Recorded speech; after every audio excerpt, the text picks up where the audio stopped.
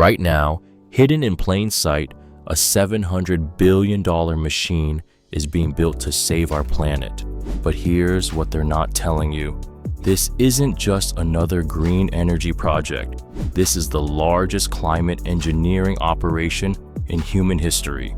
And the three things you're about to discover will change everything you thought you knew about fighting climate change. The technology being used has never been tested at this scale. The timeline is tighter than anyone admits, and the people funding it have a secret backup plan. Let me show you exactly how this happened. The AtmosRestore Terra project, a massive climate intervention system designed to pull carbon dioxide directly from our atmosphere. Scientists call it direct air capture at planetary scale. Think of it like a giant vacuum cleaner for greenhouse gases.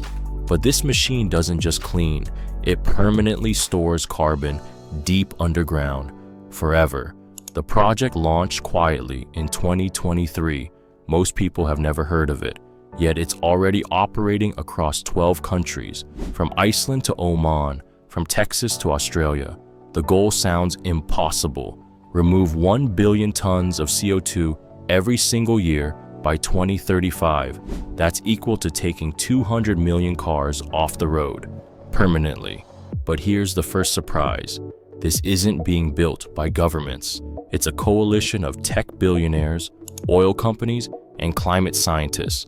Strange bedfellows working together, and they're racing against a deadline most experts say is already too late. Now here's where things get really interesting. The technology itself sounds like science fiction. Massive fans, each one taller than a 5-story building, pull air through chemical filters. These filters are coated with special compounds that grab CO2 molecules like magnets. Once captured, the carbon gets heated, compressed, and pumped 3 kilometers underground into ancient rock formations, locked away for thousands of years. The largest facility opened in Iceland last year. It's called Orca Station. Picture a football field covered in industrial fans.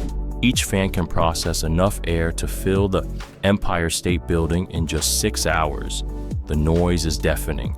The energy required is staggering. This single station needs a dedicated geothermal power plant just to run. But here's what shocked even the engineers. The cost per ton of captured carbon has dropped 70% in 2 years, from $600 per ton to just $180. That changes everything. At this rate, by 2030, carbon capture could be cheaper than planting trees.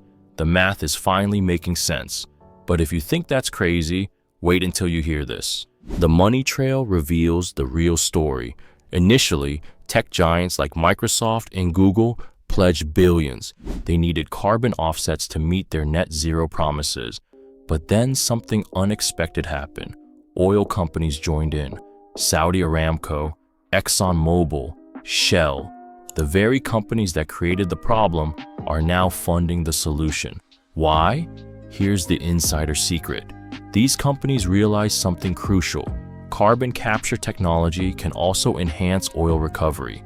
The same CO2 they capture can be pumped into aging oil fields. This pushes out more oil while technically storing carbon. It's called carbon negative extraction. They're making money twice. Once from government climate subsidies, again from selling more oil. According to leaked documents, 40% of captured carbon is being used this way. Environmental groups are furious. They call it greenwashing with extra steps. Project leaders defend it differently. They argue any carbon removed helps, even if the path there isn't perfect. The debate is fierce, but there's a bigger twist. The project discovered something nobody predicted. The rock formations they're using for storage are more effective than models suggested. Carbon mineralizes faster underground, turning into solid stone in months instead of years. This means storage capacity is actually 10 times larger than originally calculated. Entire empty oil fields can become permanent carbon vaults. This brings us to the most shocking discovery of all. The true scale of AtmosRestore Terra was hidden until last month. Leaked satellite images reveal construction sites nobody knew existed. 47 massive facilities are being built simultaneously, not 12 like they publicly announced. 47 across 6 continents. The total investment isn't $700 billion. Internal budgets show it's closer to $1.2 trillion.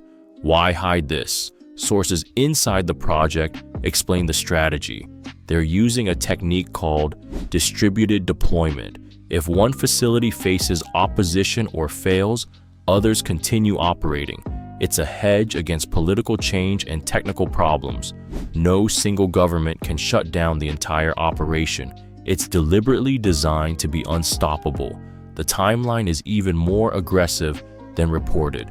Phase 1 aims for operational status by December 2026, just 2 years away. Phase 2 scales up to full capacity by 2030, not 2035 like the public documents claim.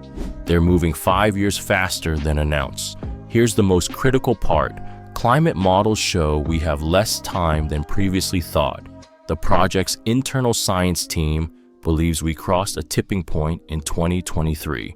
Arctic permafrost is releasing methane faster than absorption rates can handle. They have a 9-year window to make a real difference. After that, the feedback loops become irreversible. This isn't just an ambitious project anymore.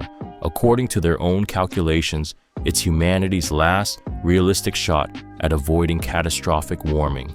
So what does all this mean for us today? First, energy demands are about to explode. Each facility requires a dedicated power source, solar farms in deserts, geothermal plants in volcanic regions, nuclear reactors in stable countries. The project will consume 3% of global electricity production by 2030. That's more power than the entire United Kingdom uses annually. Your electricity bills will reflect this. Countries hosting facilities are negotiating long-term power contracts. Some estimates suggest residential energy costs could rise 15 to 20%. Governments are positioning this as the price of survival, a climate tax built into your monthly utility statement. Second, jobs are shifting massively. The project needs 50,000 specialized workers by 2027. Engineers, geologists, technicians, and operators. Training programs are launching across 12 universities. Starting salaries for carbon capture engineers are hitting $120,000. It's becoming the new tech boom career path. Third, property values near facility sites are doing something strange. Initially, they dropped. Nobody wanted industrial equipment as a neighbor, but now they're rebounding. Communities are seeing economic benefits, jobs, infrastructure upgrades, and local investment. Some areas are experiencing mini economic revivals. The environmental impact is complex. Yes, carbon gets removed, but construction of 47 mega facilities has its own carbon footprint.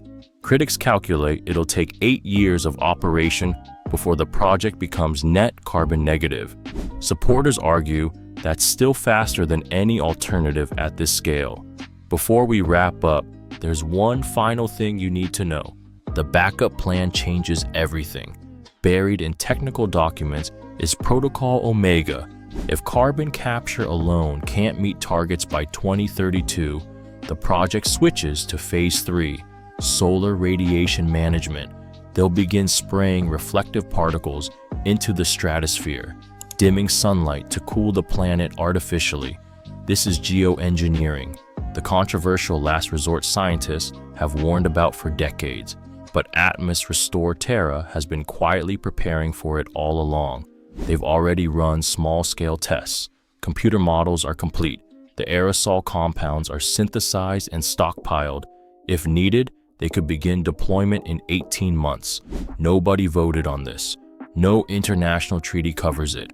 A private consortium has essentially claimed the authority to modify Earth's atmosphere.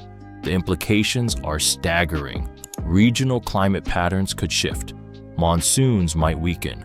Agricultural zones could migrate, all without global consensus. This was never just about carbon capture. it was always a gateway to full climate intervention. Whether we're ready or not, humanity is about to become a planetary engineering species.